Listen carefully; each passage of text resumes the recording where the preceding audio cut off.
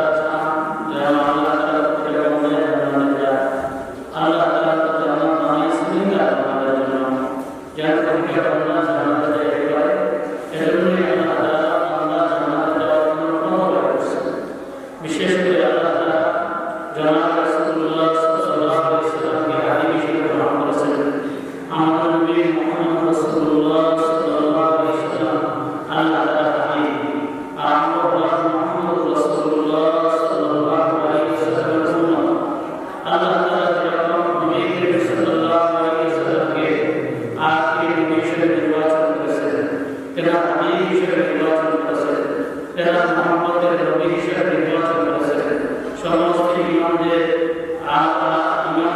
ইমাম হিসেবে নির্বাচন করেছেন, সমস্ত নবীদের ইমাম হিসেবে নির্বাচন করেছেন, সমস্ত রাসূলদের সাইয়্যিদুর রাসূল হিসেবে নির্বাচন করেছেন। এইভাবে আমি আপনি আমরা সকলেই আখির জামানার নবীর যে উম্মত, এটাও আল্লাহ তাআলা আমাদেরকে আখির জামানার নবীর উম্মত হিসেবে নির্বাচন করেছেন। সুতরাং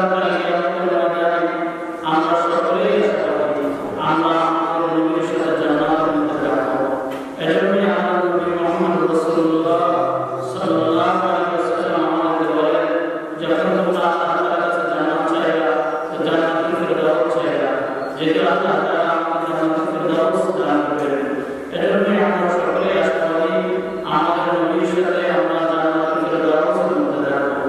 কাল কিয়ামতের ময়দানে প্রতিটা ব্যক্তি তার আমলের কারণে, তার বদামলের কারণে, প্রতিটা ব্যক্তি তার বিকাশের কারণে চিৎকার করবে, পানি পানি করে চিৎকার করবে। ওই মুহূর্তের মধ্যে আমাদের নবীকে আল্লাহ তাআলা হাউজুল কাউসারের মালিক আল্লাহ তাআলা আমাদের নবীকে বানিয়েছেন।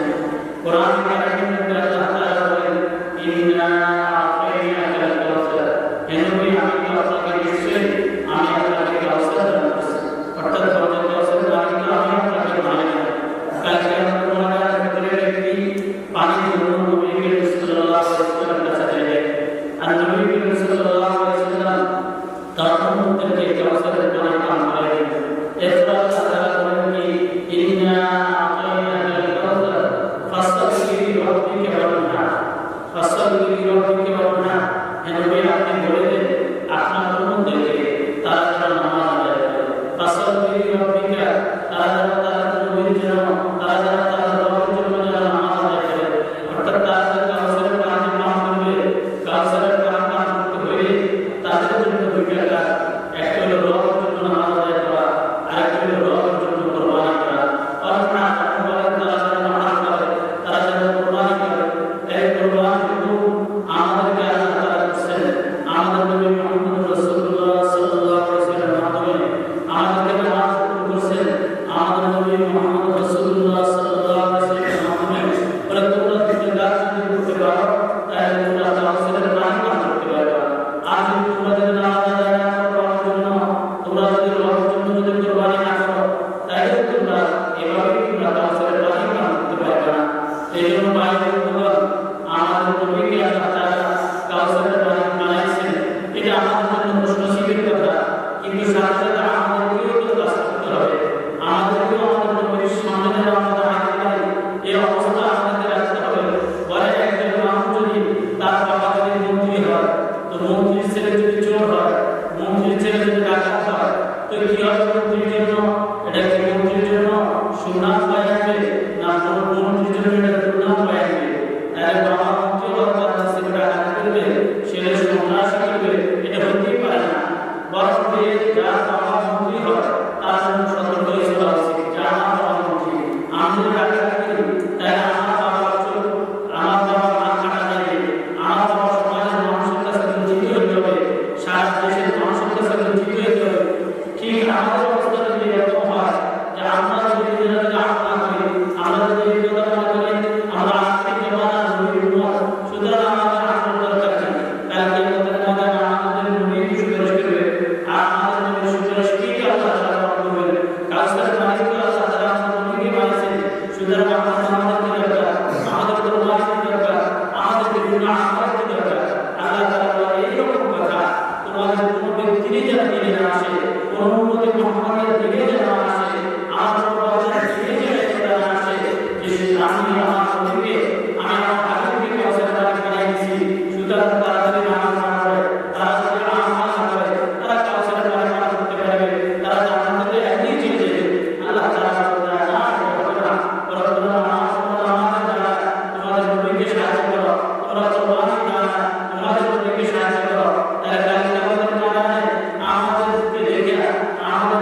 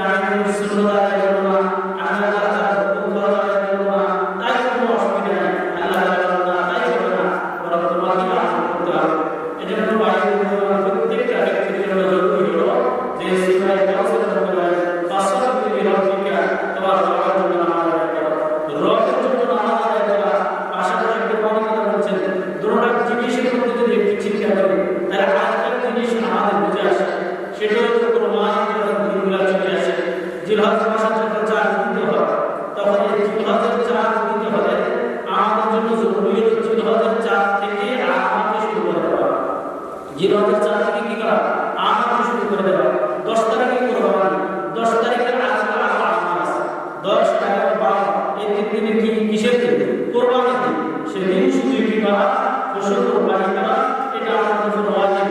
আমাদের ইব্রাহিম আলাইহিস সালাম সুন্নাহ এসব আমরা কি করব? কুরবানি করব। কিন্তু এর আগে তো আমরা আছে, আমরা সত্যি কুরবানি করতে পারি। কুরবানি আগে আগে ধরা দিন আছে 1 থেকে 9 তারিখ পর্যন্ত। এই দিনগুলোর ফজিলতের আলোচনা আমরা করি না, অথচ এই দিনগুলোর ফজিলতের আলোচনা করা এটাও আমাদের দরকার। কোরআন কারিমে এই 10টা দিনের ফজিলতের কথা বলছেন, সুন্নাহ দ্বারা প্রমাণিত নয়, শুধু কোরআন কারিমের আয়াত দ্বারা প্রমাণিত।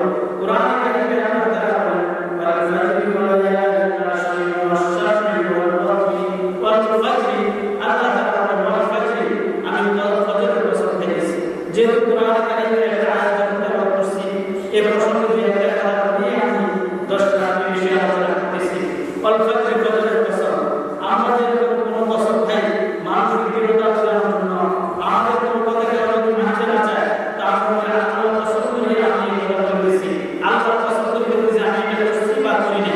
যখনই আমরা কোনো ব্যক্তি আল্লাহর কসম করি, তখন আমরা যে কথাটা করি মানুষ এই কথাকে দৃঢ়তার সহিত গ্রহণ করে, নিঃসন্দেহে সে এটা করছে বা করে না।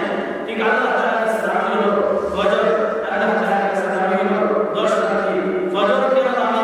বলে ফজরের সময় যদি প্রবৃত্তি যদি উঠে, উঠার দ্বারা তার বরকত হয়ে যায়, তার জিন্দেগির মধ্যে বরকত হয়, তার হায়াতের মধ্যে বরকত হয়, তার চাল চলনে কথাবার্তা সব কাজের মধ্যে আল্লাহ তাআলা বরকত দান করেন।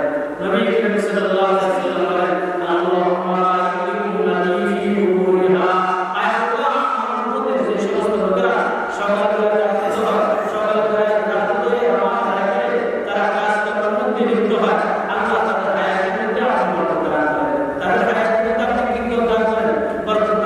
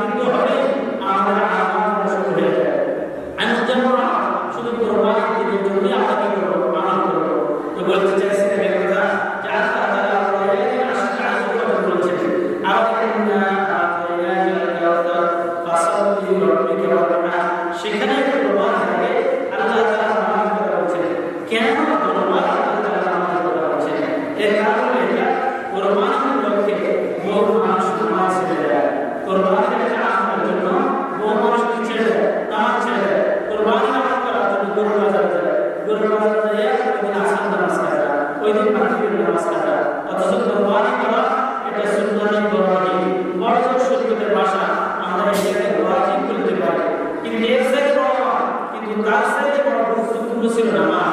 কিন্তু আমরা কি করি, গরুর বাজারে যায় আমরা কি করি, আমরা সকলে অনেকেই আমরা নামাজ ছেড়ে দিই, আসর নামাজ ছেড়ে দিই, মাগরিবের নামাজ ছেড়ে দিই, গরু কিনছি মাগরিবের নামাজ পড়তে পারবো বা করতে পারবো, গরু কিনছি নামাজ মাগরিবের নামাজ পড়তে পারবেন না, এটা কে বলছে? আসর নামাজ পড়তে পারবেন না, এটা কে বলছে? আজকে আসর নামাজ যত শরীরে পড়ে গরুর বাজারে গরু কিনে, এরপরে গরুটা কিনলে আসার সময় গরুটাকে 2-3 জন তো আপনারা অবশ্যই যান, একজন তো আর যান না, শরীরটাও যখন যায় 3 জনে যায়, একা কেউ কোরবানি দিলেও 3 জন যায়। আপনি আপনার গরুটাকে নির্দিষ্ট জায়গার মধ্যে হেফাজতে রেখে মাগরিবের নামাজ আদায় করেন, আবার গরুটাকে বাড়ি চলে আসেন, বাড়ি থেকে আসেন, তাই তো আপনার নামাজটা হয়ে গেছে না। অনেক ভাই পরিবার এটা বলে যে গরুর বাজারে যায় গরুর গোবর লাগিয়েছে একটা মাছ কিনে করবো। আপনি গরুর গোবর গায়ে যাবেন কেন? কত হলে আপনি গরুর গোবরটা কেন গায়ে যাবেন? আপনি কেন পরিশ্রমটা আপনি নিজেকে একটু হেফাজতে রাখেন। কত দ্বিতীয় কথা হলো গরুর গোবর যদি আপনার পায়ে দেয়, পাটাকে দিয়ে কাপড় লাগিয়ে কাপড়টাকে একটু ধুয়ে একটু পরিষ্কার করেন, যতটুকু সম্ভব পরিষ্কার করে নামাজ আদায় করবেন। এখানে অনেক আছে, অনেক দলের আছে। এই কথাগুলো যদি কোনো ব্যক্তি তার গায়ে জমানো না থাকে, কোনো ব্যক্তি যদি ফরজ জমানো না থাকে, যেখানে নামাজ আদায় করবে সেটাও যদি না থাকে, শুধু সেজদার জায়গাটাও যদি না থাকে, এই ব্যক্তির নামাজ আদায় করা ফরজ। এই ব্যক্তির নামাজ আদায় করা ফরজ। এই ব্যক্তি তার সেজদার জায়গার মধ্যে যথারীতি সেজদা দিয়ে নামাজ আদায় করবে। এই অবস্থায় তার নামাজ কি না বলে মাফ না।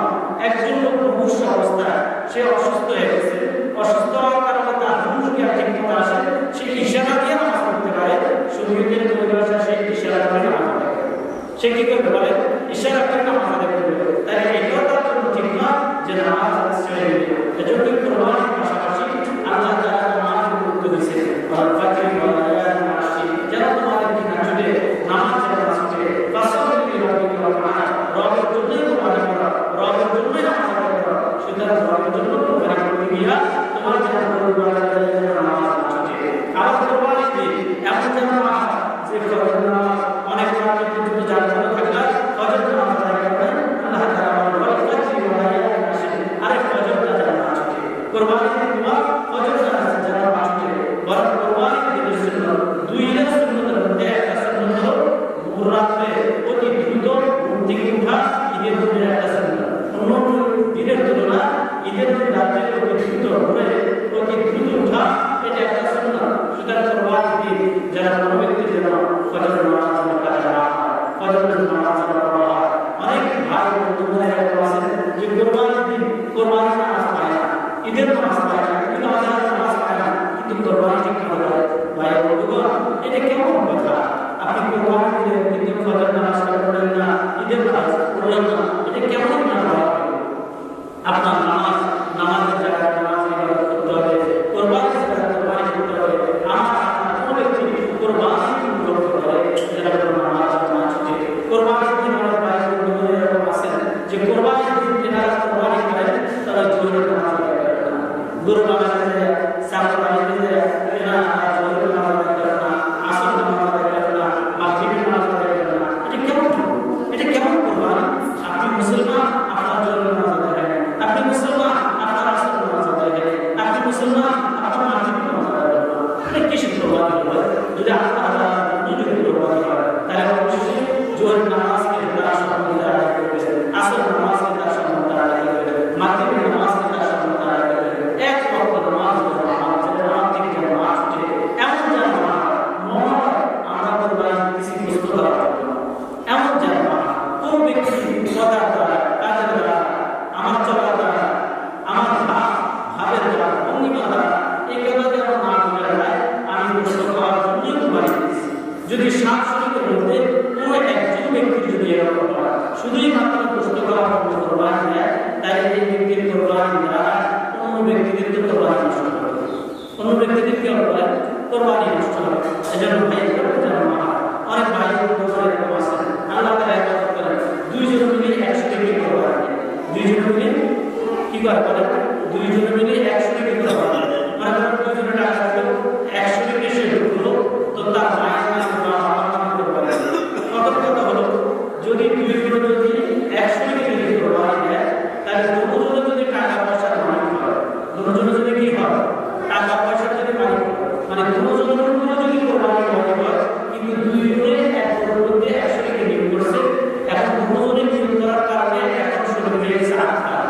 কয়টা হয়েছে বলো?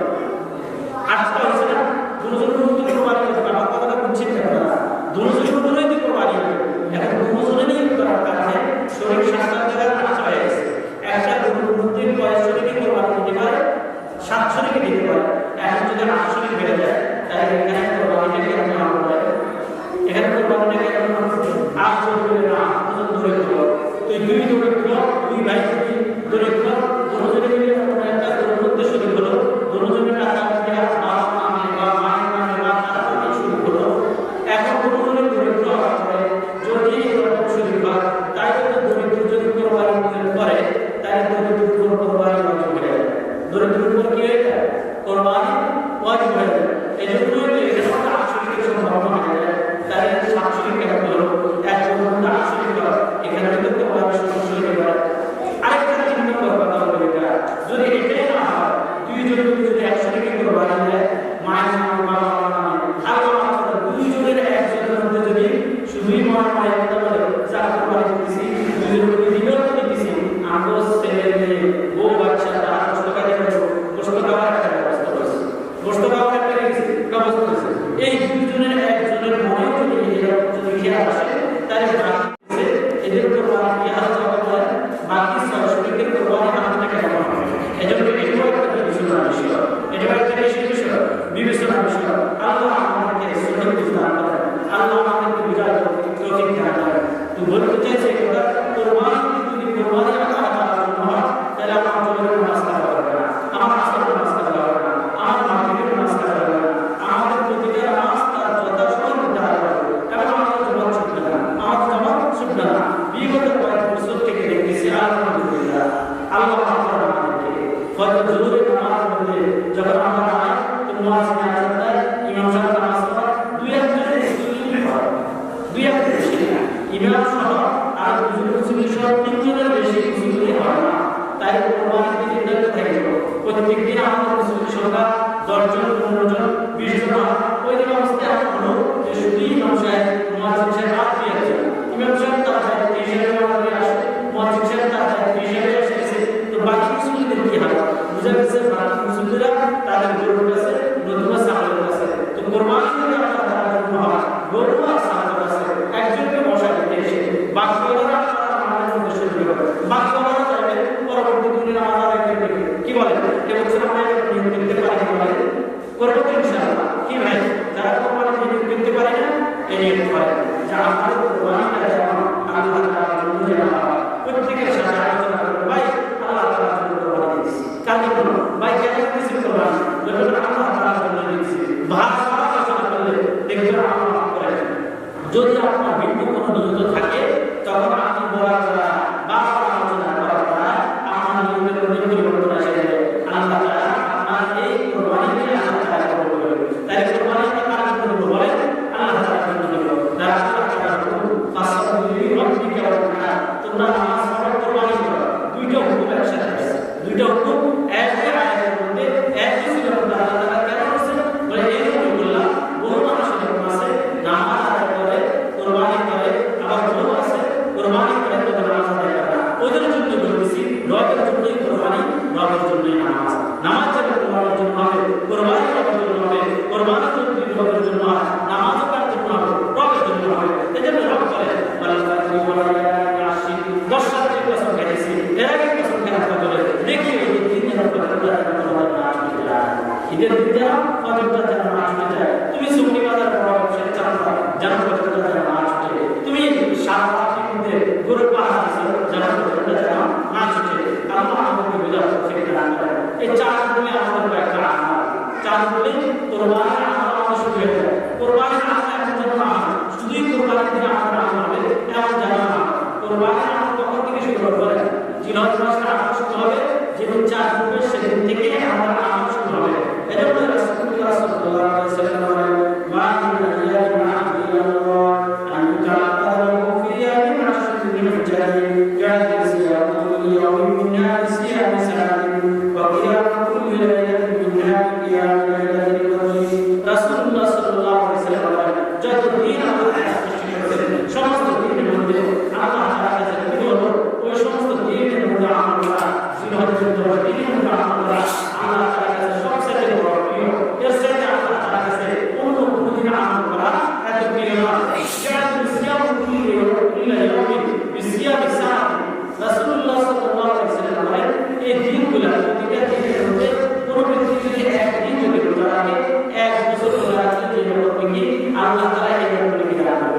12 ঘন্টা যদি রোজা রাখে কত বছরের থেকে দান করবে, কত মাসে?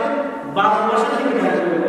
আমাদের সমাজে এরকম আছে 12 ঘন্টা অনেকে ডিউটি করে, তো 12 মাসের বিল দিয়ে দিতে এরকম কাজ করে না। আমাদের মধ্যে এরকম নাই, 12 ঘন্টা ডিউটি করলে 1 বছরের বিল দেয়, এরকম আমাদের মধ্যে কোনো ধর্মকে এরকম করে না।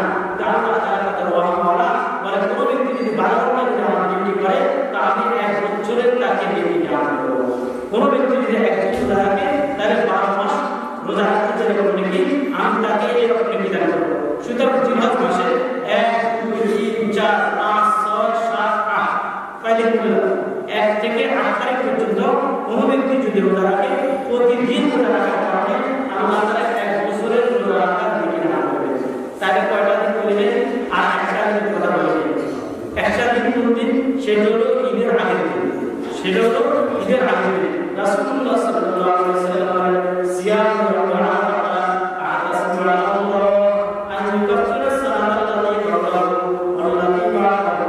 রাসূলুল্লাহ সাল্লাল্লাহু আলাইহি ওয়াসাল্লাম কোন ব্যক্তি আরাফাত দিনে রোজা রাখে তাহলে আমি তাকে পূর্ব পরবর্তী 2 বছরের গুনাহ মাফ করে দেব। কয় বছরের গুনাহ মাফ করব বলেন? 2 বছর।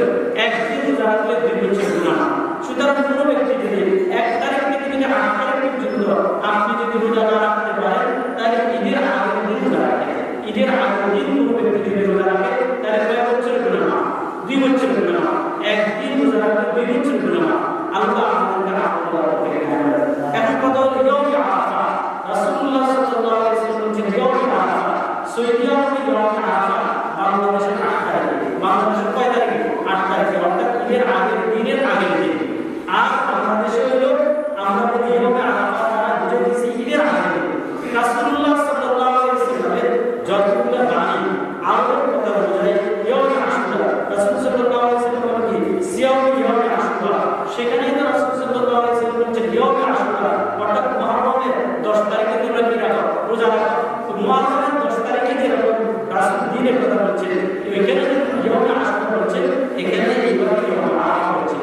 ওইখানে ইয়ৌম আশুরা দ্বারা যেরকম 10 তারিখ দুনিয়া, 10 তারিখ বিশ্ব, এখানে ইয়ৌম আরাফা দ্বারা 9 তারিখ বিশ্ব। সমস্ত কেরামতের এগুলো খোলা, কিন্তু নেটের কিছু আমায় কেরামত এই কথা যে 9 তারিখ দ্বারা সৌদি আরবে ইয়ৌম আরাফা বোঝায় না, ইয়ৌম আরাফা দ্বারা 9 তারিখ বোঝায়। সুতরাং এখানে আর কোনো কষ্ট থাকে না। এখন কোনো ব্যক্তি যদি মনের মধ্যে যদি খটখট লাগে, মনের মধ্যে কোনো সন্দেহ লাগে, তাহলে আপনি এক কাজ করেন, আপনি 8 তারিখে রোজা রাখেন, 9 তারিখে রাখেন। যেহেতু 8 তারিখে রোজা রাখার কথা আরেকটা হাদিস দ্বারা প্রমাণিত, 9 তারিখে রোজা রাখার দ্বারা সিয়াম ইয়ৌম আরাফা দ্বারা প্রমাণিত। সুতরাং আপনি দুদিন যদি রোজা রাখেন কোনো গুনাহ আছে? কোনো গুনাহ নাই। সুতরাং আপনি 1 তারিখ থেকে 9 তারিখ পর্যন্ত রোজা রাখেন। 2 নম্বর আমল হলো এই যে 1 তারিখ থেকে 9 তারিখ পর্যন্ত এই প্রত্যেকটা রাতে কোনো বান্দা যদি আমল করে, অর্থাৎ তাহাজ্জুদ নামাজ আদায় করে বা কোনো নফল নামাজ আদায় করে, তাহলে লাইলাতুল কদরের মধ্যে ইবাদত করলে যেরকম নাকি আল্লাহ তাআলা আপনার উদ্দেশ্যে এরকম নাকি দান করবে। কয়টা আমল কথা বললাম? 2টা আমল। এক হলো রাতের বেলায় ইবাদত করা, 2 হলো দিনের বেলায় রোজা রাখা। 3 নম্বর আরেকটা কথা বলছি, ঈদের আগের দিন রোজা রাখা, এটা ফজিলত বেশি। এটা কথা বললাম। 4 নম্বর কথা হলো যে এই দিনগুলো আমাদের সামনে যে দিনগুলো আসতেছে, এই দিনগুলোর মধ্যে আমরা আমল قال رسول الله صلى الله عليه وسلم إذا دخل الشهر وعرفهم أن يرحي فلا يصل شعبي وشهري شيئا। رسول الله صلى الله عليه وسلم তোমাদের মধ্যে কোনো ব্যক্তি যদি এই 10 তারিখ যখন আসতো, তার কাছে আসতো, অর্থাৎ জিলহজ মাসের 4 যখন ঢুকলো, তখন সে বলল যে আমি কোরবানি করব। আমি কি করব? কোরবানি করব। সেজন্য তার যত দুধ আছে, দুধগুলোকে জমা রাখে, তার যত পশম আছে, অবাঞ্ছিত পশম, যেগুলোকে পরিষ্কার করে, সে এগুলোকে যেন পরিষ্কার না করে। অর্থাৎ কোরবানি যখন দিবে, কোরবানি দেওয়ার পর তারপর সে কাটবে, তার অবাঞ্ছিত শরীরের মধ্যে যে সমস্ত পশমগুলো আছে, এগুলোকে সে পরিষ্কার করবে। এই 10 দিনের মধ্যে সে করবে না। এটা রাসূলুল্লাহ সাল্লাল্লাহু আলাইহি ওয়াসাল্লামের একটা সুন্নাহ। উম্মে সালমা রাদিয়াল্লাহু তাআলা হাদিস দ্বারা আরেকটা হাদিস দ্বারা প্রমাণিত, কোন ব্যক্তি যদি এক সাহাবী কষ্ট করে যে কথা, ইয়া রাসূলুল্লাহ আমার কাছে শুধু মানিয়ে আছে, এছাড়া আমার কাছে আর কোনো কিছু নেই। মানিয়ে মানে আমার কাছে একটা বকরি আছে, আমি একজন থেকে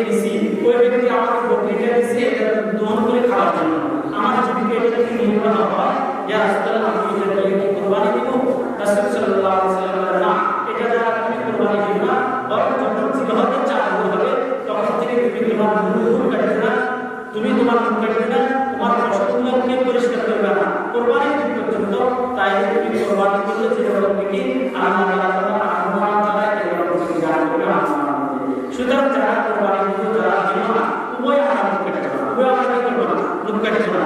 এরপর আরেকটা হাদিসের মধ্যে রাসূলুল্লাহ সাল্লাল্লাহু আলাইহি ওয়াসাল্লামের আসরিত তাহলিয়া ও তাহলিয়া ও তাহলিল এই যে দিনগুলো যখন জিলহজ মাসে যখন চাঁদ উদয় হবে তখন থেকে তোমরা যে চাঁদ কোরবানির দিন পর্যন্ত তোমরা বেশি বেশি তাহলিল করবে, বেশি বেশি তাকবীর বলবে, তাহলিল বলবে, তাহমিদ বলবে।